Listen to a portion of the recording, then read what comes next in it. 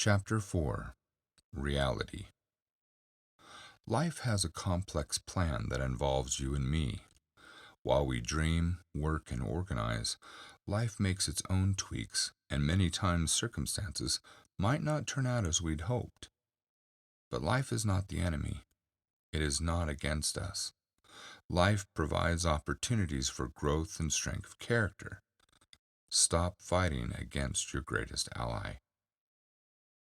The sudden shock ripped through his body, up his spine to his skull, seizing every fiber of muscle in a flash. It was like peeing on an electric fence. Not that he'd ever done that. Often. A stabbing chill raced through his veins, overwhelming him, and he went limp. Then, like being pulled off the roof of an 80-story building, he was falling. Faster and faster he fell in the darkness, with nothing to hold on to, his heart and every other organ pounding in his throat. Smack! Ouch! What the? A residue of electricity trickled through his body, popping the pressure in his ears. Lifting his head, silver sparks twinkled behind his eyelids, and Wendell swooned. That was the weirdest thing I've ever... Before he could gain full control over his senses, Wendell was pushed back to the ground with a thud. A brick wall landed on his chest, forcing all the air from his lungs. "Ooh," he wheezed. Thrashing and grasping, he struggled to get the heavy, smelly, green creature off him so he could breathe. "Welcome to Sanctuary, kid. Don't worry, the pain'll pass," the goblin said matter-of-factly. "Happens to everyone the first time round." Swinging its leg over Wendell's face and sliding off his chest, it leaned down to pat him on the cheek. "Now you wait right here." Coughing and hacking, Wendell couldn't answer. He just rolled to his side. "Whew," he gasped. "Calm down, Wendell. Inhale, exhale. Inhale. It's gone. The goblin's gone. You're safe now." He slowed his breathing until the pain subsided and opened his eyes. Wendell was surprised to notice that he was lying in the dark, and it was unnervingly cold. An unsettling contrast from the warm summer sun moments ago. One moment he'd been in Evan's backyard, and the next moment, not. He blinked repeatedly until his eyes adjusted. Was it moments ago? It wasn't completely dark everywhere. Small circles of light glowing from iron sconces obliged Wendell with a faint view of his surroundings. It was a large room, not like any place he'd been before. No windows, no furniture, nothing but stone walls, stone floors, and stone pillars. He strained to listen, beyond his own ragged breathing and thumping heart, for sounds that would tell him where he might be. He waited and strained. Nothing in the darkness but silence.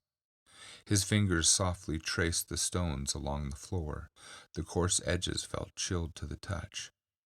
Like a dungeon, he gulped. And he had fallen dead center into a cell. He squinted at the circles of light around him, searching for an edge of the room. No, this can't be a dungeon. That's not possible. Huh, it's stupid. Where am I really? But was it so hard to believe? He hadn't thought goblins could possibly exist, but one had shown up, and...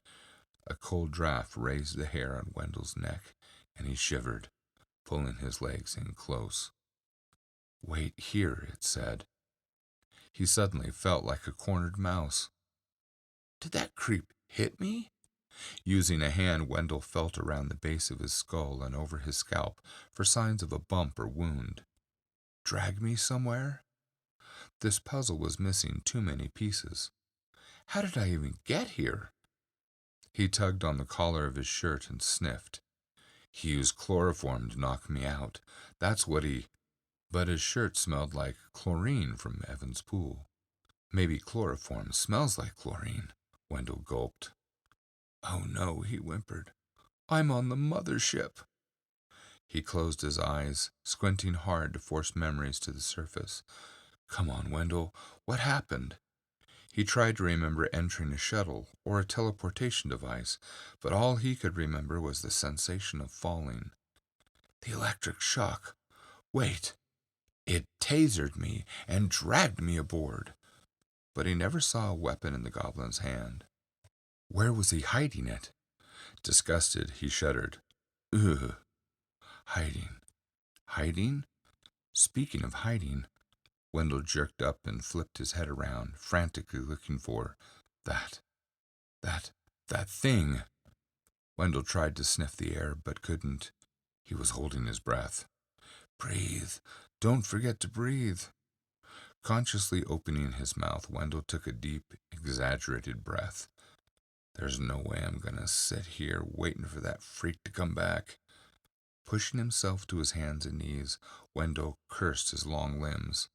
Simple movements often got him into embarrassing tangles. He was as awkward as a newborn giraffe.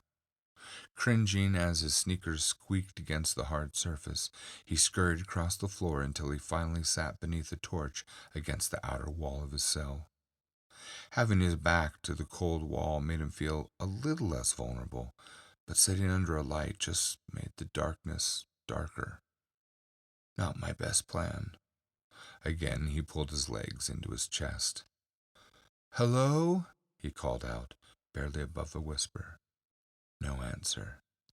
That could be good. Another cold draft wafted across the floor, carrying the smell of... Wendell trembled. The unforgettable stink of cigar smoke and rotten fish. He turned his head gradually to the side, looking harder this time for the little green tacker. Lifting his hand to shade his eyes, he squinted into the darkness. There he found slits of red watching him from the blackness, then a menacing glow flickering across its grotesque face from the burning embers of a cigar. The creature was leaning against a pillar, arms folded. It smiled, baring its teeth. Wendell knew in his gut, it's waiting for me. Rolling his tongue around dry lips, Wendell slowly moved his hands and knees again and crawled along the wall, away from the goblin and into the dark, keeping the glowing embers in his peripheral vision. Why me? Why would a goblin want me? Who am I really? None of this makes any sense. His breathing matched his quickening pulse. I'm nobody. Just an 18-year-old kid who lives in a camping trailer at his mom's house. I don't have a job. I don't have a car. I don't even have a girlfriend. What would aliens want with me? His left eye twitched. Green guys with sharp teeth are never good. Then, with a wave of nausea, the answer hit him. Oh, crap. Did that thing say it was hungry? Turning his mouth into his shoulder, he tried to stifle the coughing as he gagged in protest against the bile escaping his stomach and jumping into his mouth. The goblin shifted its position so it stood directly in the light, watching Wendell. Heavy shadows draped across its angular face, which blackened out the eyes completely, giving the creature a look of the undead. It drew a short drag from the cigar, and the red embers glowed to reveal a penetrating stare. The eyes fell once more into shadow. He can see me! Wendell almost shrieked out loud. Even through the darkness he can see me! With a villainous grin, the goblin let the cigar fall from its mouth, and pushing off the pillar, vanishing into the darkness. Ah! Wendell looked around with terror-widened eyes, holding his breath. I don't want to die. Then he saw it. A door. Less than 50 feet away, beyond the pillars and torches, stood a large arched doorway. The pillars were wide enough to hide behind and probably only 10 feet apart. Just run for the door, Wendell. One pillar at a time. You can do this, man. Leaning back onto his knees and then to his feet. Remember all the bullies you outran when you streaked across the football field in your underwear? Jeffrey Chapman's got nothing on the Wendellizer because you can run like the wind. Darting glances from side to side, Wendell listened for breathing and sniffed the air. 5, 4, 3 more to go. I'm getting out of here. Wendell took a quick breath, keeping his head low, and pivoted on the ball of his foot.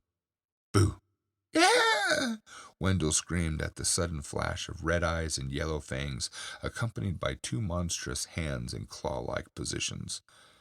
As a completely thoughtless and frightened reflex, Wendell's arms snapped out and slapped the creatures squarely across the face. Both stood there in silent shock, each staring wide-eyed at each other. All the worst horror movies Wendell had ever seen now flashed through his mind in one continuous panorama of mindless terror, dismemberment, and gore. Terrifying images of the goblin hunched in a corner, burping loudly as it tossed Wendell's cleaned leg bone over his shoulder, now seemed a likely outcome. Sweat beading on his brow, Wendell forced out a weak smile of apology.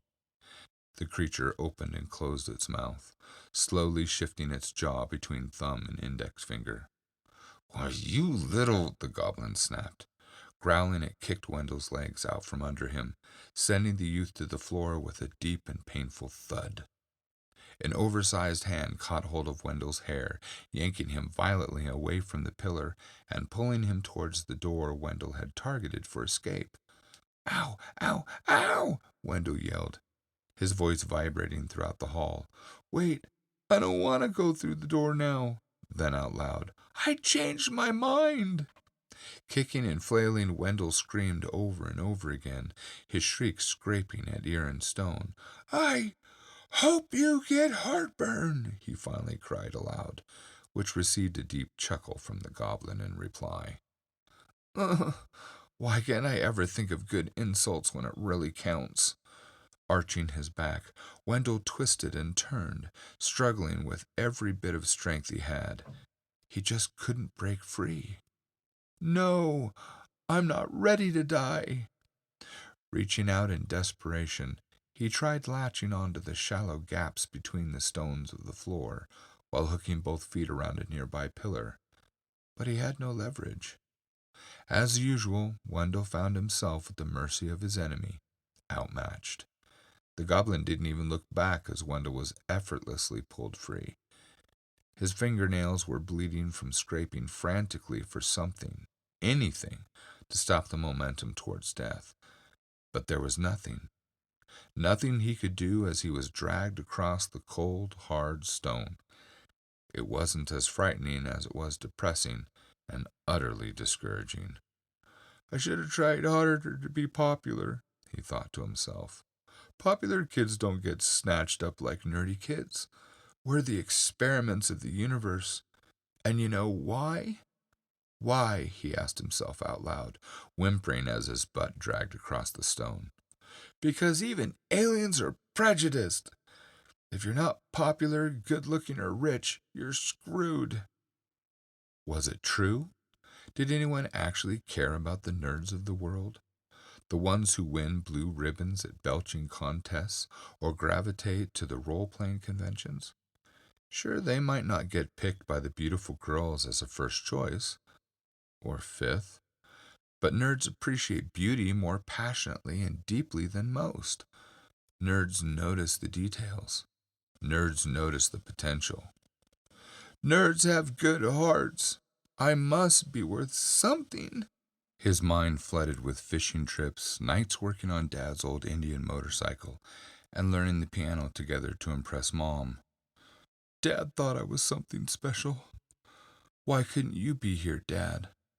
And Mom, tortured by the thought of his mom pacing the house, alone, and not knowing what happened to him. I'm sorry, Mom, he whispered. She'll be devastated. Wait, we've stopped. Please, don't eat me. Wendell's head throbbed as he twisted to see. The goblin, unmoved, pulled a new cigar out of his boxer shorts, and with its free hand sniffed and grunted while examining the tobacco, and then magically produced a match. With a graceful flick of his wrist, the goblin lit the match off the stubble of its rough, pitted cheek, puffing furiously. Once satisfied, it reached back, grabbed the seat of Wendell's pants, and with a single motion, launched him through the partially open door. Bony knees, chest, and chin all bounced off the stone floor, his ears absorbing the impact of his teeth snapping together. Ugh! His body, limp with weariness, slid to a stop at a wall, face down. Ow! The loneliness crept in on him. Wendell realized no one would be here to save him. Not his dad, not his mom, not even Evan. Wish you were here, buddy. You always knew what to do, he whimpered. What do I do? For a long moment, Wendell remained still, eyes closed, waiting for the end to come. It never did. Peeking with a single eye, then the other, he noticed the room was lighter, shadows dancing along the stone walls and drapes in front of him. The sudden change stung Wendell's eyes and head, so he clenched his eyes tight once more. I'll look in a minute. Besides, his ears were ringing along with the throbbing in his head, which was quickly morphing into a splitting headache that surged through his skull and into his left eye. Worse than that, a puddle of blood was growing under his face, and he raised his hand to find its source. Reaching out to the curtains, he used the cloth to wipe his bloody nose. Oh, my goodness! Are you all right?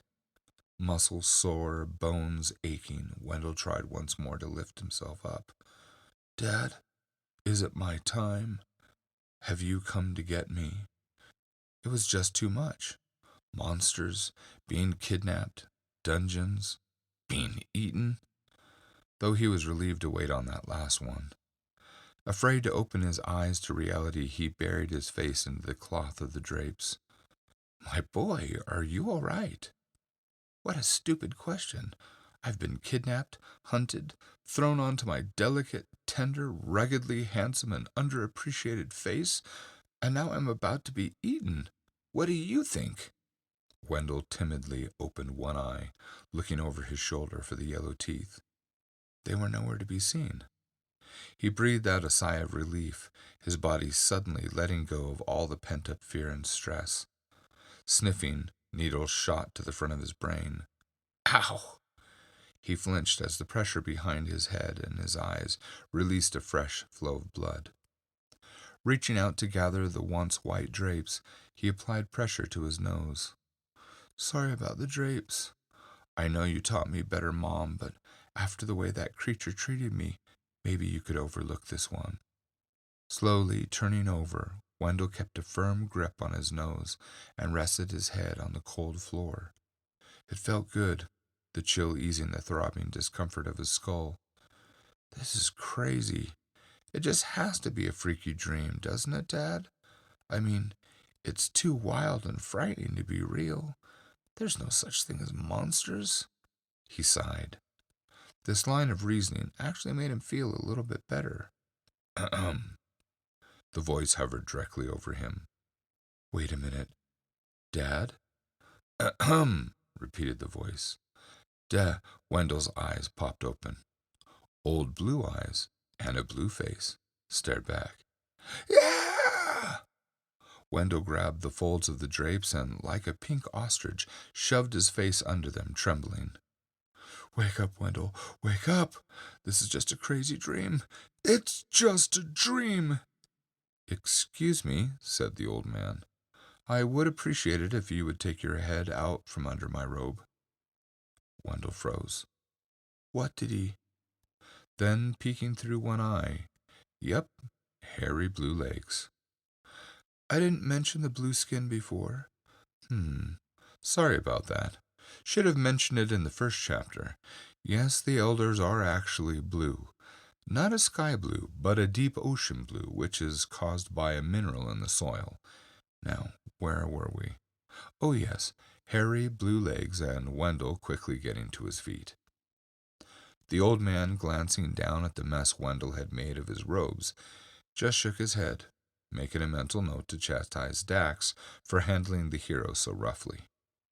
With a raised eyebrow, hands clasped behind his back to minimize the excited fidgeting, The old man watched Wendell flounder, embarrassed, to get to his feet. "My lord," he said respectfully, bowing deeply. Wendell whipped his head about, confused. The two of them were completely alone. At a loss, he stood upright, put an index finger to his chest, and asked, "Are you talking to me?" The old man's smile grew wider. "Yes, my lord, I am talking to you." Still uncertain, Wendell looked around a second time. "Okay." Shifting his weight backward a step, he stared at the old man warily. "Where's the goblin thing with the pointy teeth?" "Dax? Oh, he isn't a goblin, my lord. He's Nivalu, and he has retired to his quarters for the night." "So, the monster has a name." Keeping his distance, Wendell watched the open archway skeptically before glancing back at his new threat. "So, he's not coming back to eat me?" "I beg your pardon?" Wendell held up his fingers, elbows, doing a show and tell of his worst scrapes, bumps, and bruises, making sure to emphasize the blood caked to his upper lip, trailing across his left cheek. "Oh, my goodness!" exclaimed the old man, who did seem visually disturbed by Wendell's wounds. "You think Dax was—" "Oh, no. He would never do such a thing, I assure you.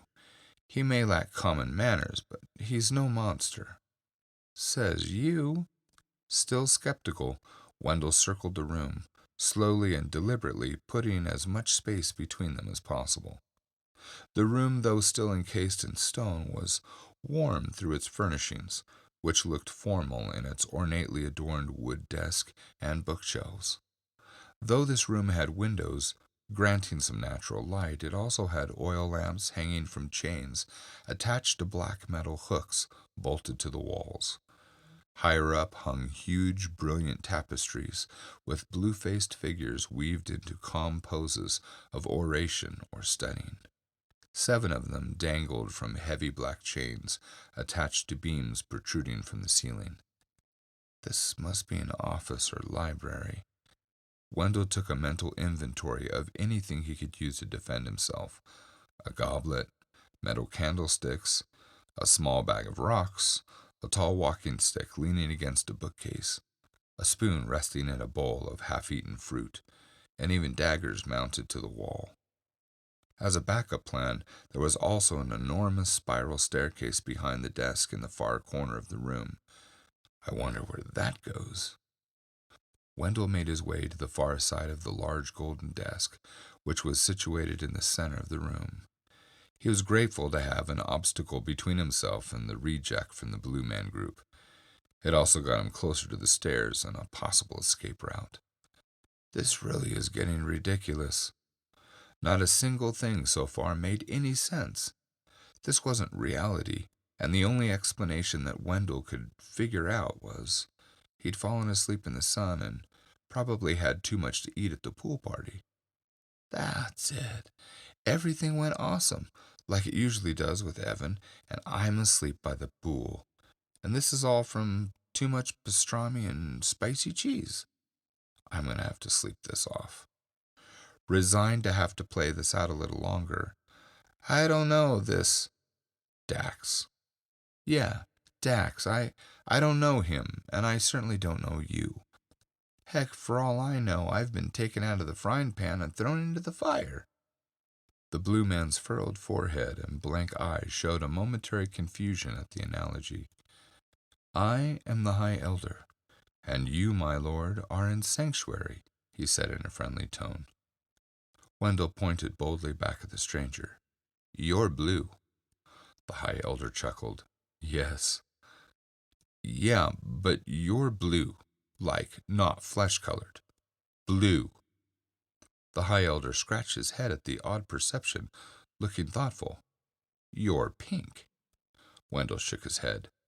But that's normal. Compared to what? Asked the High Elder. I am blue, as are my people. Dax is green. You are pink, and from what I remember, people from your world are also black, brown, red, and yellow. Yes? Wendell scratched his cheek, considering. Okay, you have me there. Blue, though, that's weird. The universes are filled with variety. Universes? Yep, Wendell, my boy, this has to be a dream. Everything looked, felt, and sounded so real, but it was so far out of whack, Wendell didn't know where to start. It's too weird not to be a dream. Yet, even in his weirdest dreams, he could find some connection to real life, or had at least woken up when the situation became dangerous, like the time when he was running naked through a forest, chased by commando monkeys brandishing paintball guns. He still woke up before he got shot. This was new. This one hurt. He looked down at the smeared, dried blood on his arms and hands, the sore and raw fingernails. If it is a dream, why don't I wake up? I'm no lord, replied Wendell, looking at the old man squarely. He kidnapped the wrong guy, that Dax guy. The old man did a double take. Kidnapped? You were not kidnapped. Hello? The green guy grabbed me and took me from my home. Against my will? That's the definition of kidnapping where I come from, bucko. If I was a year younger, there'd be Amber Alerts going off all over this place, Wendell snorted, rubbing his sore cheek and wiping the remaining blood from his upper lip on his wrist. He raised an eyebrow at the high elder, who shrugged slightly. Right, said the elder thoughtfully.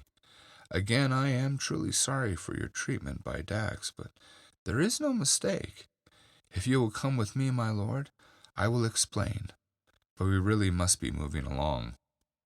Making an open-handed sweeping motion towards the stairs, he took a couple of steps forward and then paused for Wendell to follow. Stepping away from the high elder and further from the stairs, Wendell asked, Seriously, what's with all the lord talk? Okay, maybe I don't want to go down those stairs after all. Pardon? Queried the high elder, taking a few steps around to Wendell's side of the desk. Wendell, that's my name. This lord thing is making me uncomfortable, he said, as he sidestepped to keep the desk between them. I'm not going anywhere with you, Blueberry, until I know what you're up to. Just call me Wendell. His every move countered on the opposite side of the desk. The high elder sighed and stopped. Then let's try this again, shall we, Wendell? The high elder looked overly uncomfortable using his first name, which amused Wendell, and he cracked a small grin. The high elder smiled back politely and nodded, hopeful. You have been brought here from Earth at my request. You have a special— Wait, Wendell snapped out loud. From Earth, as in I'm not on Earth anymore? Certainly not, But he caught himself. Wendell. Whoa. The freakiness just jumped a level. Wendell gulped, reminding himself that it was all just a dream. Then, where am I, exactly? You are in Sanctuary, as I stated, the high elder replied calmly, nodding his head ever so slightly. A small settlement of the Ascari people. Of course. Yeah, sure. Another gulp. Of course. As I was saying, you have a special birthright, Wendell, and it is my privilege and sacred duty to make sure you are given what rightfully belongs to you, a treasure beyond imagination. The duty of my order has been to watch over your treasure with our lives if necessary until it is returned. That is why you are here.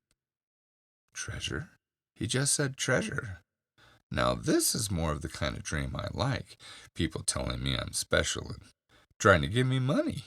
Well, alrighty now. So if you would follow me. And then it gets creepy again. Wendell shook his head. I don't think so. The high elder said nothing. With a sigh, he placed his hands into the folds of his sleeves. Wendell watched with satisfaction the muscles in the high elder's jaw pulse as he slowly, silently grit his teeth. It's about time somebody besides me got upset about what's going on here. I told you already. I'm not your lord. You've got the wrong guy. Exasperated. Please let me wake up. I'm going to miss the rest of the pool party and the girls. Seriously, this is crazy. Birthright? Privilege? Sacred duty? Treasure? Maybe I smacked my head on the concrete or just losing my mind. Whatever. Why am I standing here talking to a blue dude? Let's call this a stalemate. Just let me walk out of here and go home. Wendell watched closely as the High Elder cleared his throat and looked away. Withdrawing from the desk, the High Elder walked to a bookcase. He ran his slender blue fingers tenderly across the curious workmanship of the leather spines. It's a bit complicated. Wendell scoffed. Complicated is the word adults use when they don't know what to do, or they're hiding something and don't want to tell the truth. He doubted things could be any more complicated. Confuse me then. Don't chicken out on me. Explain this to me so I can understand, or I'm not budging. The High Elder composed himself. Very well, he said softly, drawing a slim red book from the top shelf. Walking back to the desk, he laid the volume down on the desk and opened the faded yellow pages. You were not originally from Earth. Wendell noticed the intricate penmanship, both in drawings along the edges of the entries and the handwriting itself. You were hidden there as an infant. As the last heir to a royal bloodline of privileged station and power, it was essential you were kept safe. Your mother, father, your very life there was all a carefully laid deception to protect you from the enemies of your family. But the High Elder paused, reconsidering his words. Actually, the enemy of this world. Wendell burst into hysterical laughter. It was the weirdest thing he'd ever heard. The High Elder raised an eyebrow and waited while Wendell snorted, gasped, and pounded his fist repeatedly on the desk. Seriously? So now you're going to tell me that I'm some long-lost prince, and you've brought me back to make me king? He snorted. A king? No, I would not dream of bestowing such a lowly station upon you, my lord. Wendell closed his mouth and frowned. Lowly? Being a king is lowly? Really? The High Elder stood motionless. Really? For nearly a minute the High Elder stood silently, staring back stoically. Okay, chimed Wendell, breaking the silence. So now I'm the alien here. That's not the alien? That's funny. So how come I'm not blue then? His laughter subsided as the two stood with locked gazes. The answer is simple, my lord. You are not Iskari. I asked you to stop calling me that. I'm sorry, my lord. Wendell's eyes narrowed to slits as the implication sank in. You lie, he said coldly. My parents would have told me if I was adopted or dropped off by a stork or whatever it was that happened to me. They never lied to me. Ever. The whole concept was completely absurd. His parents? Liars? No way. This joker has no clue who he's talking about. Mom? Dad? Impossible. The High Elder's expression softened as he shook his head. On the part of your earthly guardians, you are correct, and I deeply apologize if I have offended you. There was never deception involved. They loved and adored you and believed you to be their own flesh and blood. They excelled beyond our expectations. You were indeed a cherished child. It was specifically why they were chosen, the most tender hearts for a most delicate labor of love. He paused to let Wendell take it all in. Your real parents, however, are of a royal line from this universe, from this world. You were switched with another child at birth. He paused, Wendell already shaking his head. I am sorry for your pain, Wendell, but it is true. Real parents? He spat. Tears welled up in Wendell's eyes. Real parents are those who love you, care for you, teach you and protect you, not cast you off and leave you in the hands of strangers. I know who my parents are, and I'm glad this isn't real because this dream sucks. quite right," whispered the High Elder. "However, you should know that sending you away was the only way to keep you safe. You were never cast off. Both your," he searched for a less offensive word, "natural parents perished protecting you, Wendell. Your bloodline, your genealogy, is completely unique, even to this world. Your family has been honored and revered for 1,000 generations. You are the last of that precious line. In our world, Wendell, that makes you the most valuable man alive. You are the key to saving life." "Life? Whose life?" He couldn't resist asking, but his tone dripped with sarcasm. "Now I know this has to be a dream. It's complete crap. I'm just a kid." He stared at the High Elder expectantly. "All life, my lord," said the High Elder, his voice dropping to a reverent tone, making a motion towards the winding stairwell. "Please, there is so little time." "Wendell, for crying out loud, call me Wendell." He felt lightheaded. None of this made any sense. It was crazy, absurd, lunatic. No one ever paid attention to me before. Why now? "So, you send some creepy little monster to kidnap me? Take me from my home for some treasure? To save life? What does that even mean? If this was about the Alien Publishers Clearinghouse sweepstakes, why didn't he just bring the treasure to me?" "It's not that simple, my Wendell," he corrected. "The treasure is so valuable that there are others who would have it for their own at any cost.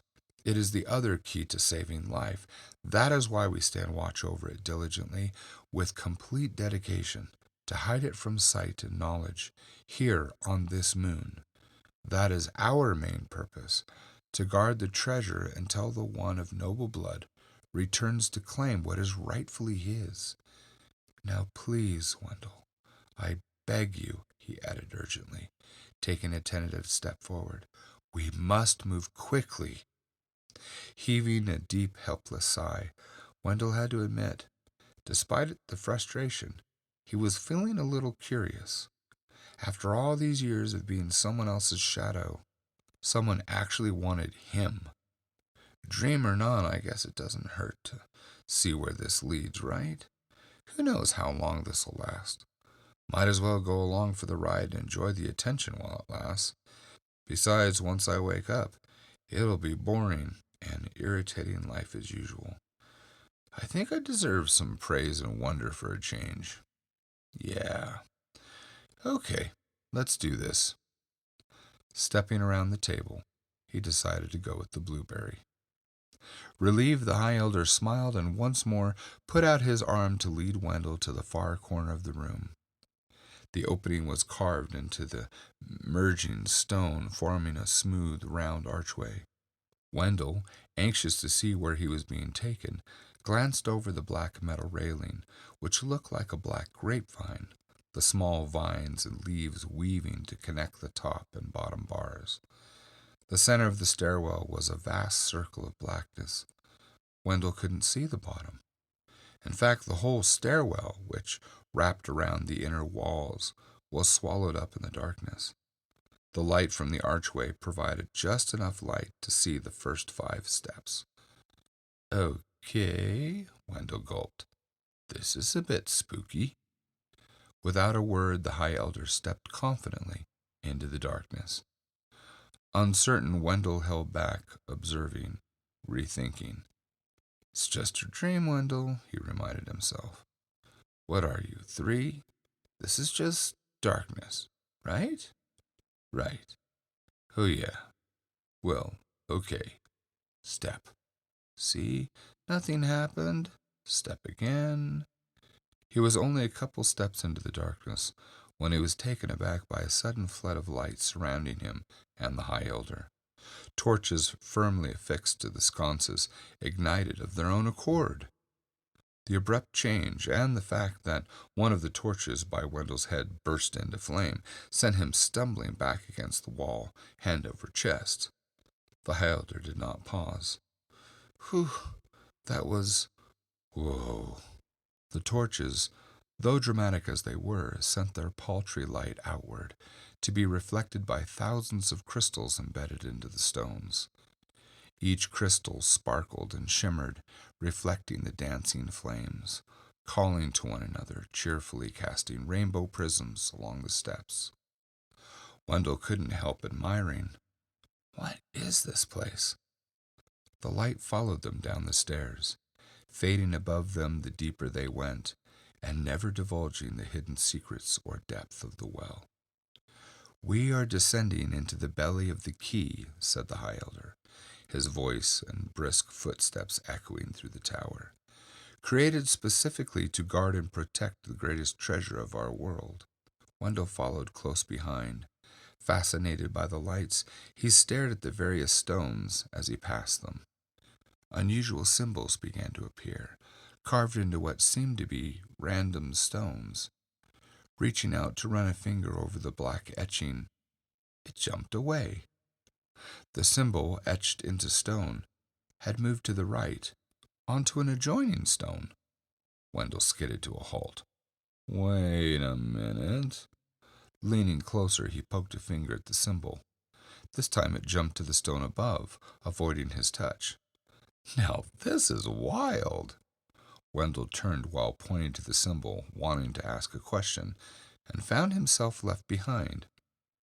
The High Elder had not slowed his descent, his robes flowing across each step. "He really is in a hurry." "Ward runes," the Elder called back to him without turning around. "And yes, they move. They are powerful magic that instantly inform the steward, which happens to be myself, of any tampering or ill intent within its vicinity. They work with the crystals, which change color when a threat is detected." Wendell hopped the steps two at a time, catching up. "Then you saw me swipe your finger across a rune, then stop to poke it once more?" "Yes." "Well, I'll be you sneaky old. The symbols within this chamber are similar to a revolving lock. They prevent even the most skilled mago from breaching its defenses." "Mago. Right." But Wendell wasn't paying any attention to the conversation. When the key was first built, the hero took the rarest of gems from the mines of Ilamachus. It was a gift from one of your ancestors. Sighing. That again." After a few moments of silence, Wendell shook his head. "Okay, I'll bite." "Why me?" "Why you? You are the birthright child." Rolling his eyes. "Yeah, you said that already, but how do you know it's me? You're telling me I'm from another planet, that I'm not from Earth. Prove it. I've never been outside my home state, except to travel to Idaho for family vacations. Now you're telling me I'm from another universe?" "Sure, whatever. Fact is, I've never been important to anyone other than my own mom and dad, and maybe my best friend Evan. I'm nobody. I know that, my neighbors know that. Heck, with all the weird contests I've entered into over the years, most of the state knows that." Wendell decided to be blunt about his own life. No point in trying to lie to his own subconscious. The High Elder stopped abruptly and turned with his back to the inside railing. He did it so casually that Wendell almost reached out to grab him for fear of the old man flipping over and falling down the center of the tower.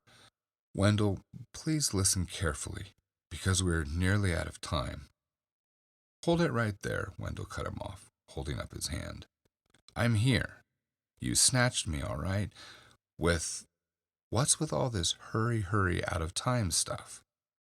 The High Elder paused, and it was easy to see the tension of his arms under the near trembling sleeves. "You are the most important person in this set of creations. I do understand this is a lot for you to believe on just my word, but you must trust me.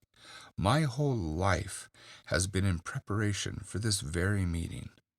That being said, there are others, powerful individuals, Wendell, who would see you." But he stopped, his gaze shifting. "Hurt The elder's eyes locked onto Wendell's without blinking. They would see you dead. Ouch, gulped Wendell. And my mom always said I waste time. Now I'm really glad this is a dream. The high elder turned, ignoring the sarcasm, and continued down the stairs. You are the last in a royal line of a very special, privileged family, unique in many ways. They are the heroes of our legends, so loved and revered that cultures were built in honor of them. That blood, my friend, is what runs through your veins. You being here to accept this treasure means the difference between freedom and slavery for all of life, everywhere. Wendell snorted. Good. No pressure, then. This is no laughing matter, Wendell, the high elder said firmly. However, once you accept the treasure, you will receive greater protection than I or my brethren could provide. So what? It's a diamond-crusted bulletproof vest? Looking over his shoulder. A bulletproof... I don't understand. Wendell shook his head. Bad joke. Never mind. All things will become perfectly clear once you take your proper place.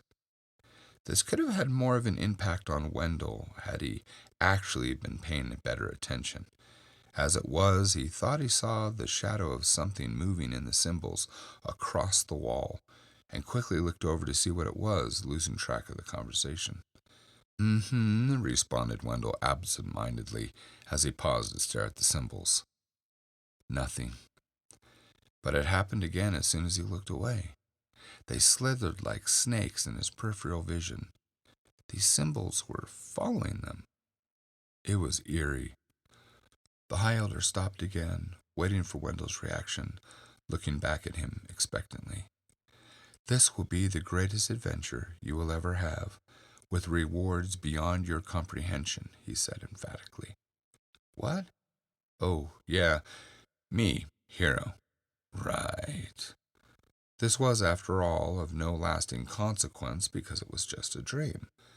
I hope this isn't one of those dreams I forget when I wake up. It's actually turning out to be pretty awesome. Evan's going to have a riot when I tell him I was talking to a blue dude in a dress. You think this to be a dream? Finally offended at Wendell's casual attitude, the high elder leaned in close enough to Wendell's face for him to feel the warmth of his breath. This is no dream, he stammered. Lives are at stake, and I took great risk in following my own instincts to bring you here in this fashion. Wendell just smiled, holding up a hand. Okay. Stay calm. Look, it doesn't really matter. Really, no love lost here. I was nobody at home, no real hopes or potential, or so people told me day in and day out, and now a guy in a dress tells me I'm the end-all be-all with a treasure just for showing up? Hey, sounds good to me. Where do I sign? Wendell mused. Hey, maybe I'll write a book about all this someday. I can call it Prelude to a Hero. He nodded. Hey, I kind of like that. Sounds epic. He chuckled openly. Then I just need to have another dream where I sell 400 million copies, retire on a farm with a gorgeous wife and 12 kids. With his jaw set in determination, the aged eyes squinted at Wendell, trying to decide what to do. Then, with a flurry of cloth, throwing his arms out to the sides, he spun around and quickly continued his descent. Robe, he hollered over his shoulder, his voice echoing clearly. What? It's not a dress, the high elder said firmly. It's a robe. Fair play, Wendell smiled. Again he noticed the odd symbols shifting, almost slithering, along the walls out of the corner of his eye. Confused at his quickening heart rate and shallow breathing, his spine tingled, and the hair on the back of his neck rose. That sensation only occurred right before something happened at school. Something really bad, warning him to be alert. It grew stronger as they reached the bottom of the tower. What am I doing? You know the feeling, the one you get when at first nothing seems out of place, and everyone is smiling.